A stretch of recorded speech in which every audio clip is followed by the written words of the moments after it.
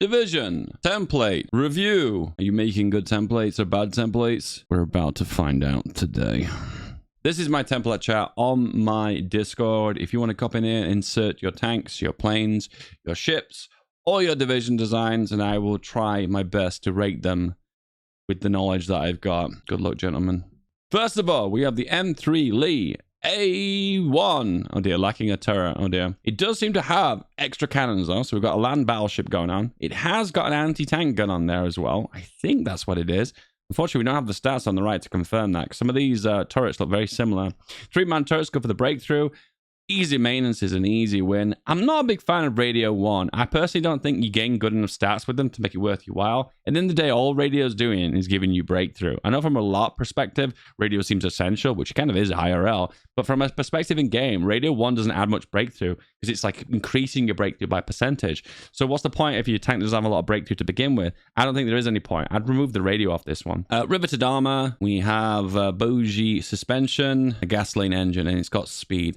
Honestly, I can't see the stats for this tank, so I can't give him a good enough judgment. But for the most part, this soft attack orientated tank, and it seems pretty good from my honest opinion. It's keeping the cost down, and it's also got decent speed and soft attack. Speed and soft attack? Is this the tank you want? Well, that's the tank you got. Next up, we have Cast 2. It's called Cast 2. That's what it's named. We'll just remove my face a second. That's the production cost. 36.9. Okay, I'm back now. It has a anti-tank gun on the front, Mark II, which gives so much ground attack on close air support missions. Extra bomb bays, 2 of those. Big fat Mark III engine. I believe these are air brakes, I think. And it's also got extra range. This is overall a really good plane. The only downside to it is lacking in air defense. So you do find if you've not got air superiority, this plane is going to get absolutely dumpstered by fighters.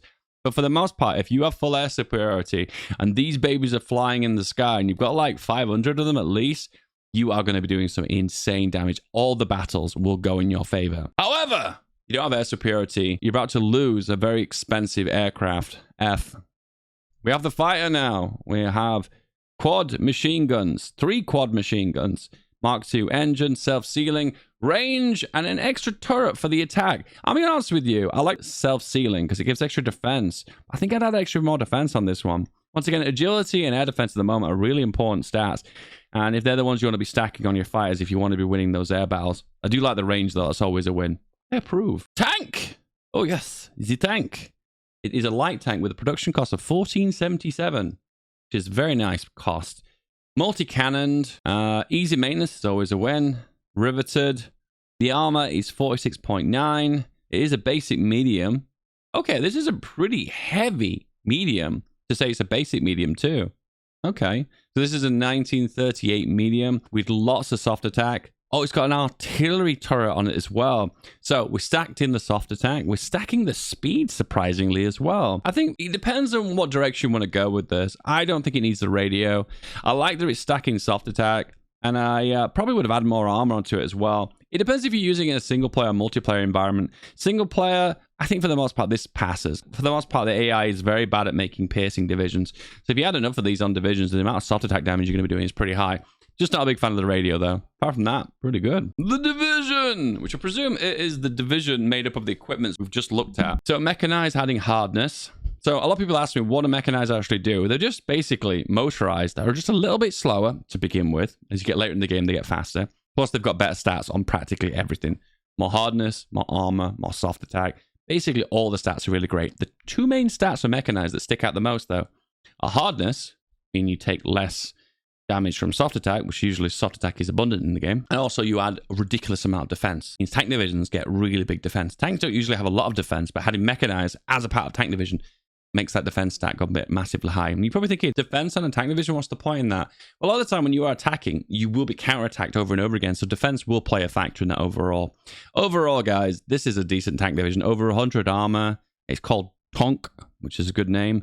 Not a big fan of signals. I'm not always the biggest fan of engineers too, but this mostly checks out. And he's even got a medium flame on it as well. This is a very good tank division, and I approve. What do we have here? We have infantry with a little bit of everything. So this is a Space Marine division. However, there are a few issues with it. Ooh. So when you're adding on armor onto an infantry division, you want to add enough armor on to make it worth your while and not be pierced.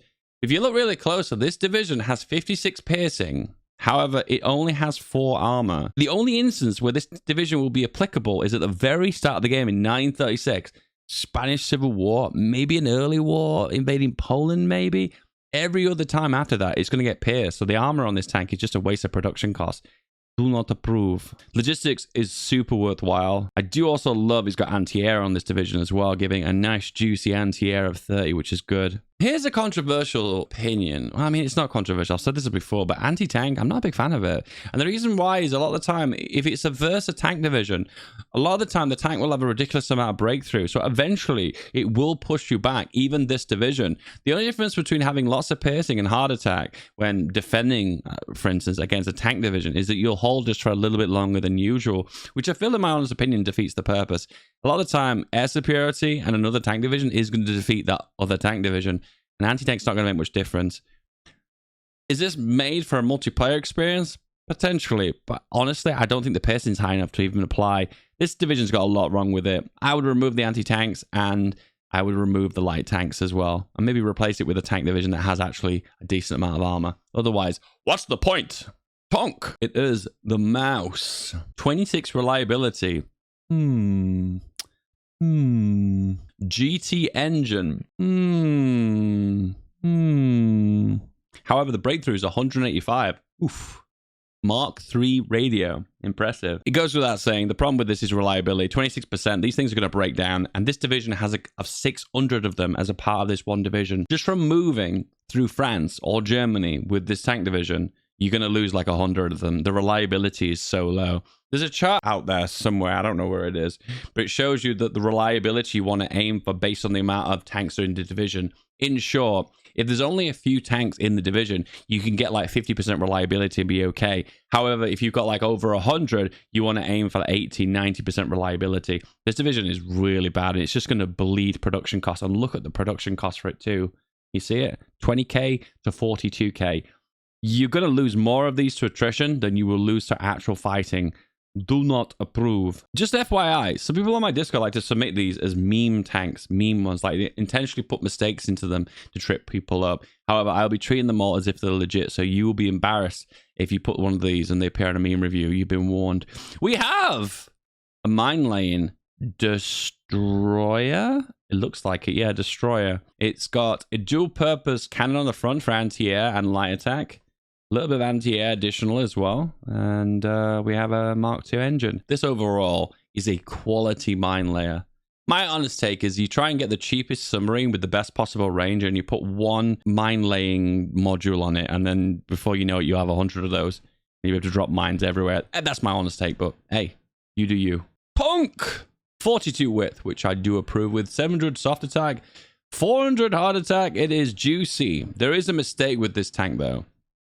Logistics, I approve. Good choice. Can't do that with a division that's this big. It needs to have logistics. Maintenance is pretty worthwhile and optional, but you can have this too. Keeps the equipment alive for a little bit longer. Always good for a tank division because the production cost is so high. Engineers hit and miss, whether you're attacking, defending. It can be worthwhile. It's up to you. Motorized recon gives the extra speed. I think this is worth it in this case because it's 8 kilometers per hour, so I approve. An extra soft attack with the artillery is also quite nice. But tell me, what's the mistake with this division? Where have they gone wrong? It has no anti-air. There's no anti-air capabilities. So in the event that you lose air superiority, which is possible, or you're battling in an area where there's a lot of contested air, in this case, this division, unfortunately, is going to underperform. You'll be losing a massive amount of breakthrough, and you will also be taking lots of cast damage due to the fact that it's got no air attack because it cannot defend itself. Unfortunately, this is a biggie as well.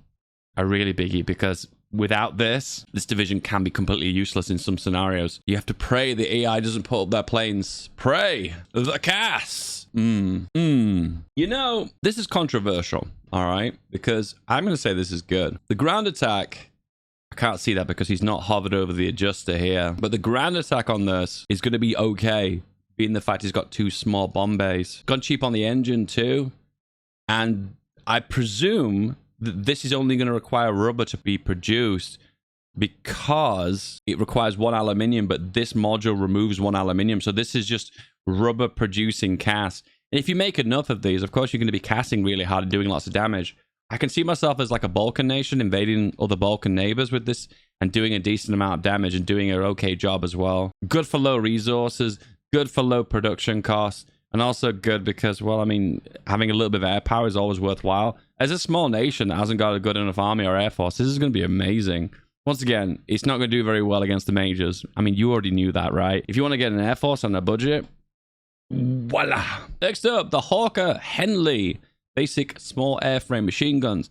It also is got a bomb bay, so it can do, it's a bit of a fighter bomber, Mark II engine, dive bombing, and a little bit of self-sealing fuel tanks. 27 production costs. It like sits in the middle. This will fare quite well in like 1930s. But then after that, it's maybe going to struggle a little bit on the defense and the agility.